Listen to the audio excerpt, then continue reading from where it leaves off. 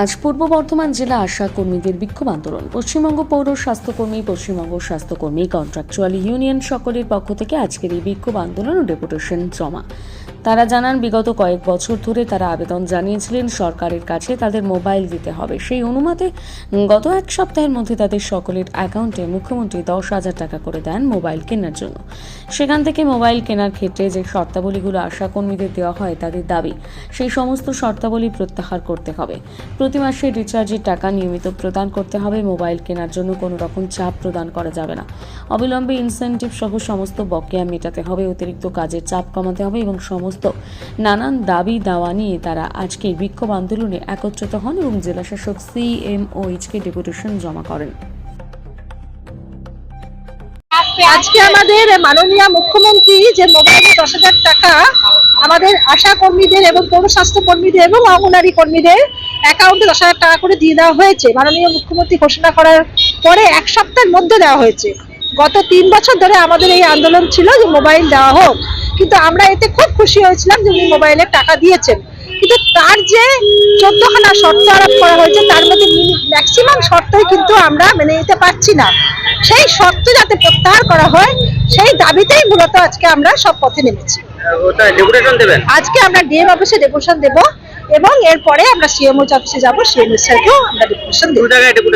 দু জায়গায় ডেপুটেশন। কতটা চাপের মধ্যে রয়েছে এই সমস্ত?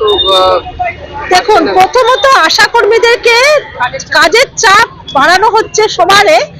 আশা কর্মীদের যখন ট্রেনিং দেওয়া হয় বারবার বলা হয় আপনাদের কিন্তু শুধু সমন্বয় সাধন করা কাজ, সংযোগ স্থাপন করা কাজ। আপনারা ফিল্ডে যাবেন, ফিল্ডের মানুষের সঙ্গে সেন্টারের যোগাযোগ, সেন্টারের সমন্বয় সাধন করানোই কাজ, সেন্টারমুখী করা। আর আপনাদের কিন্তু কোনো কাজ নেই।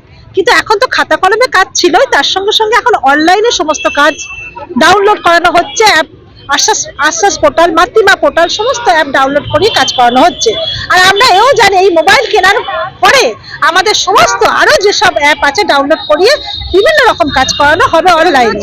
কিন্তু আমাদের দিদিরা অনেকেই আছেন যারা বড় মোবাইল তো চালাতে জানেই না, ছোট মোবাইলে ইউজ করে। 20% 25% দিদিরা এরকম আছেন, তারা কিন্তু বড় মোবাইল কেনেননি। কিন্তু যারা মোবাইল চালাতে পারি তারা কিন্তু 80% দিদিরা কিন্তু গত 1 বছরের মধ্যে আমরা কিন্তু 5G মোবাইল কিনতে বাধ্য হয়েছি, কারণ অনলাইনে কাজ করতে হয় বলে। আজকে 10,000 টাকার মধ্যে বলা হচ্ছে GST সহ বিল বিল আমাদেরকে সাবমিট করতে। 10,000 টাকার মধ্যে যে আমরা মোবাইলটা কিনতে পারছি 4G মোবাইল হচ্ছে, তাতে আমাদের কাজ মিটবে না। আমাদের 5G মোবাইল কেনা একান্ত দরকার এবং অলরেডি কেনা হয়ে গেছে। আমাদের একটাই কথা, আমরা যে মোবাইল কিনে ফেলেছি 3 মাস, 6 মাস, 9 মাস, 1 বছরের মধ্যে, সেই মোবাইলের যে বিল আছে আমাদের কাছে সেই বিলটাকে অ্যাকসেপ্ট করা হোক। এমনও দিদিরা আছে অনেকে EMI চলছে, তাহলে আমরা দুটো মোবাইল কি করে ইউজ করব? সরকারের পক্ষ থেকে 200 টাকা রিচার্জের টাকা দেওয়া হয়, সেটা 6 মাসে বাকি রাখা হয়, এখনো 4 মাসের বাকি। রিচার্জের টাকা আমরা পাই না, আমরা 349 টাকা করে প্রত্যেক মাসে রিচার্জ করি। কোথা থেকে করবো আমরা সেই টাকা? ইনসেন্টিভ বাকি আছে, ইনসেন্টিভ 4 মাস ধরে বাকি, সেই টাকা এখনো পর্যন্ত দেওয়া হয়নি। সেই জন্য আজকে আমরা পথে নেমেছি, সমস্ত শর্ত প্রত্যাহার করা হোক।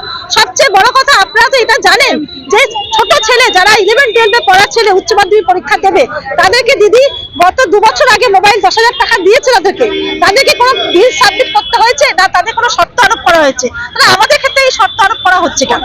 সেই জন্য সমস্ত শর্ত যদি প্রত্যাহার করে আমাদেরকে মোবাইল কিনতে বলা হয় আমরা নিশ্চয়ই কিনবো এবং আমাদেরকে সময় দেওয়া হোক এবং পুরোনো বিল সাবমিট করতে দেওয়া হোক। আমার নাম পাপিয়া দত্ত চক্রবর্তী, আমি পশ্চিমবঙ্গ পৌর স্বাস্থ্যকর্মী কন্ট্রাকচুয়াল ইউনিয়নের রাজ্য কমিটির একজন সদস্য।